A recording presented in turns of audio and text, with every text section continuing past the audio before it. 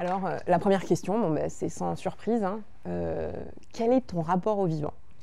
Donc j'ai un rapport au vivant à travers mon métier, puisque j'ai travaillé sur le vivant, même si tu as précisé tout à l'heure qu'il était mort. Certes, c'était du vivant mort. Le documentaire m'a fait remonter une anecdote. Enfin, pas une anecdote, mais quelque chose qui s'est passé dans le cours de ma vie professionnelle. Donc, il me semble intéressant de l'évoquer. Je t'en ai pas parlé parce qu'elle m'est revenue là. C'est étonnant, hein. Et bien, quand j'ai commencé à travailler, j'ai décidé de monter une entreprise, de fabriquer du mobilier et de fabriquer du mobilier dans une essence particulière qui était l'orme.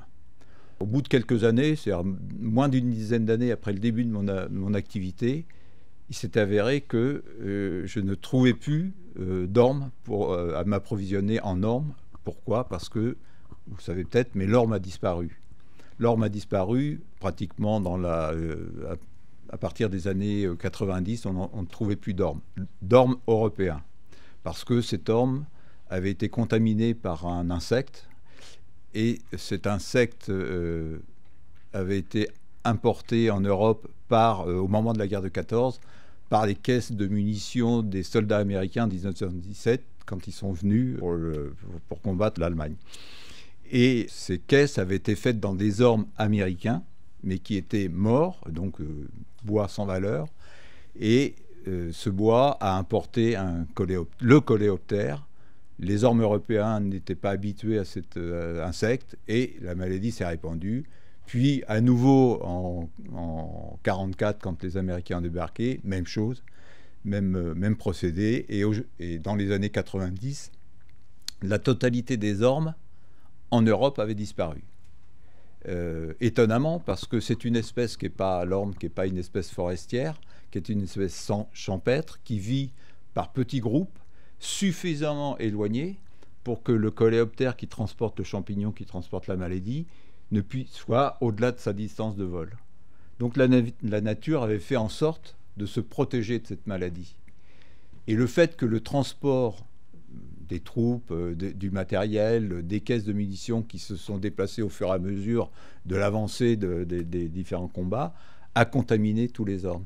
Ce que je veux dire, c'est l'exemple même d'une forme de mondialisation qui a fait disparaître une espèce. Moi, j'ai vécu cette disparition-là et à un moment donné, je me suis retrouvé sans pouvoir fabriquer mes meubles en orme.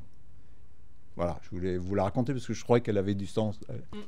Alors voilà un rapport que j'ai eu à la disparition d'une espèce. C'est pas vraiment au vivant, je suis désolé, je n'ai pas répondu à ta question.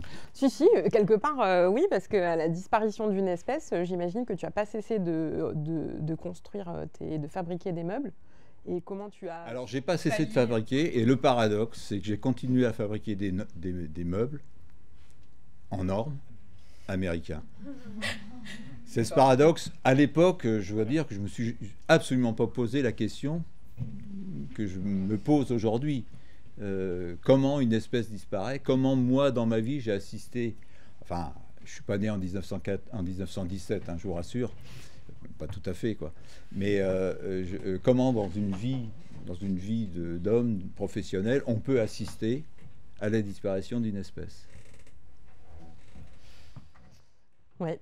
Donc en fait, ton rapport au vivant, là, c'était encore du bois, mort. Mais on est finalement entouré d'arbres morts sur lesquels tu as travaillé ici aussi, parce que si on marche sur ce parquet, c'est parce que c'est toi qui l'as placé, etc. Il y a quand même une histoire avec le bois. Bon, même s'il est souvent pas très vivant. Maintenant, quand même, tu immortalises des arbres vivants. Oui, alors après, le dessiner de vivant, c'est aussi une forme de réparation.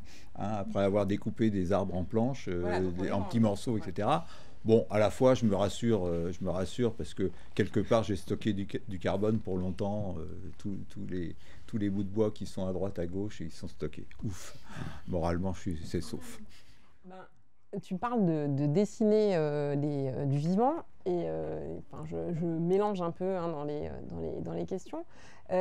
Combien de temps tu mets pour faire un dessin comme cela, comme ceux qui... Alors ça, c'est donc les dessins. Alors évidemment, ce ne sont pas les grands formats, pas les tirages. Hein, ça, c'est des tirages, mais à côté de chaque dessin, vous avez le dessin original. Donc c'est des dessins qui font un format A3, hein, 30-40. C'est un temps assez long puisque c'est entre 30 et 40 heures. Entre 30 et 40 heures de dessin qui s'étalent sur plusieurs semaines, hein, sur plusieurs semaines. Ce qui n'a effectivement rien à voir comme travail avec l'autre version du dessin qui est le croquis in situ, c'est-à-dire le travail d'urban sketcher, donc qui consiste à dessiner sur le motif, sur le sujet, qui est une façon de représenter ce que je vois, mais pas dans l'imaginaire. C'est-à-dire, je le représente dans sa réalité. Je ne cherche pas ni à l'enjoliver, ni à la déformer, ni à la trahir. Je la représente telle qu'elle est. Parce que je pense que cette pratique du dessin in situ permet d'observer. Et on parlait beaucoup du regard, de regarder les choses. Et moi, dès que j'ai abordé cette pratique du dessin in situ, je me suis mis à regarder les choses. Et regarder les choses dans un temps qui est long, qui n'est pas celui de juste du regard rapide ou de la photo ou du clic-clac, quoi. Mais qui est le temps du croquis, même si le temps du croquis peut être relativement rapide, il nécessite une observation, un regard qui fait qu'on a le temps de comprendre comment sont les choses. Quand on commence à comprendre comment sont les choses, on comprend mieux pourquoi elles sont là ou pourquoi elles ont été posées là, ou faites, ou réalisées.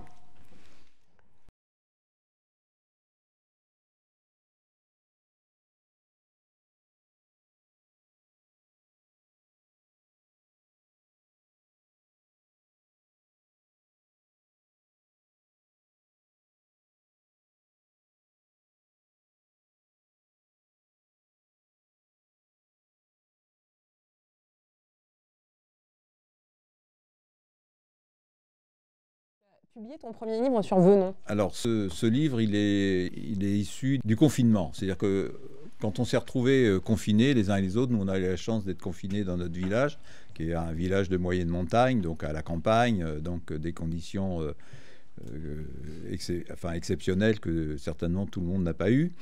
Et du coup, notre univers s'est rétréci, géographiquement s'est rétréci. Par contre, notre temps s'est allongé. On avait du temps. On avait tellement de peu de choses à faire à gérer le quotidien, on avait du temps.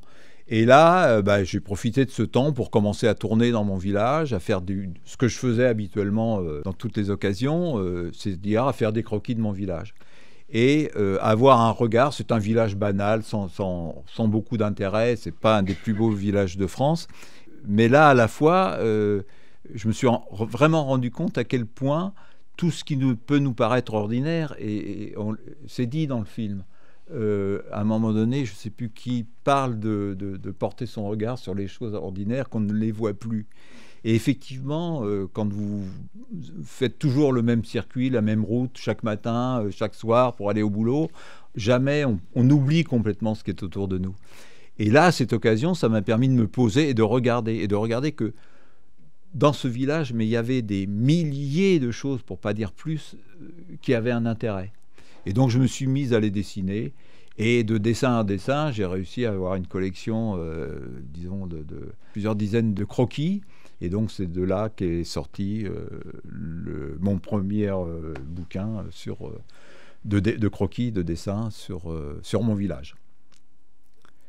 Les habitants du village ont été complètement étonnés, bien sûr, du regard que j'avais porté moi, mais ça les a questionnés sur leur propre regard, sur leur environnement habituel, en se disant, mais alors, il y a des choses qu'ils ne connaissaient pas, ils pensaient bien connaître leur village, qu'ils n'avaient jamais vu, qu'ils n'avaient jamais remarqué. Ça les a amenés à avoir un autre regard.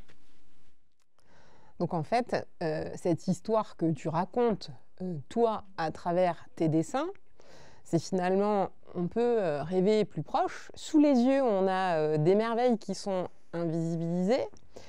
Et en fait, c'est une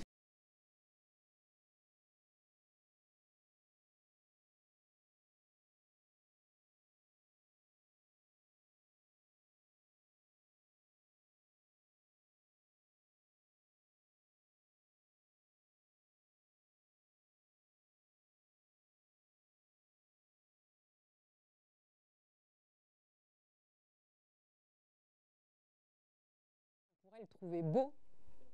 Il y a de toute façon dans notre environnement direct, proche, celui qui est devenu un peu invisible. Enfin, il y a énormément comme choses à découvrir et énormément comme pépites.